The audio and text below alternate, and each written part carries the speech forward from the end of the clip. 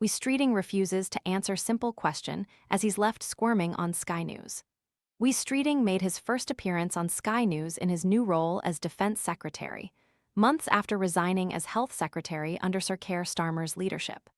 The politician joined presenter Sophy Ridge, who asked about his predecessor, John Healey, and whether Streeting agreed with his major defense spending demand. The MP for Ilford North was asked.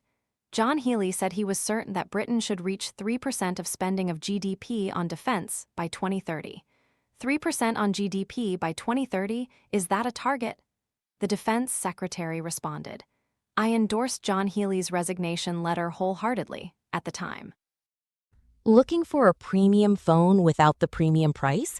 This renewed, unlocked iPhone 14 offers 128 gigabytes of storage, a sharp 6.1-inch display, and 5G capability for around $299. Want to get the best verified deal and see full details? Visit grabdeal.us/6 right now. What you will see from Andy Burnham and John Healey as Prime Minister and Chancellor is a commitment to make sure defense investment planning is fully funded. As Streeting assured, that commitment is there, Sophy prepared to interrupt, but the MP continued not to answer the question.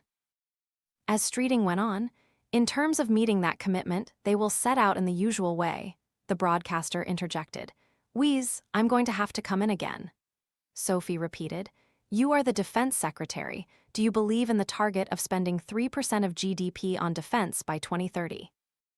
Skirting over the question, he replied, as I said, I agreed with what John Healey said when he resigned from the government. The reason, by the way, that we've had, certainly in the last week or so since I've had this post, a bit of back and forth in questions, is because in meeting the commitment to fully fund the defense investment plan, which the Prime Minister has been clear about, we will see tout in the usual way what we will fund and how we will fund it. I'm not asking you to set out how you're going to fund it, she abruptly hit back. I'm asking, do you believe in the target of defense spending 3% by 2030? Sophy probed. Streeting assured, I appreciate that, but to be clear, let's say for argument's sake, I say, yes, we will by 2030 meet 3%. The inevitable next question is, how will you fund it? The trap that I've seen so many previous conservative governments fall into is setting out what they would spend without saying how they would pay for it. I'm sorry, but that path leads to uncertainty, a loss of market confidence, and a rise in borrowing costs.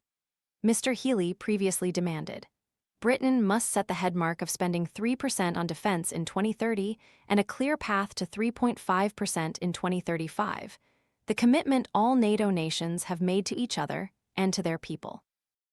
I believe that this would command wide cross-party support. Although Starmer previously pledged 3.5% by 2035 and aimed for 3% in the next parliament, the recently appointed Prime Minister, Burnham, refused to commit to increasing defense spending to 3% of GDP by 2030. Instead, he said, when it comes to defense, obviously those commitments relate to the parliament after this one. In terms of our NATO commitments, I have been very clear that we will honor those commitments. It does mean being prepared to look at challenging issues.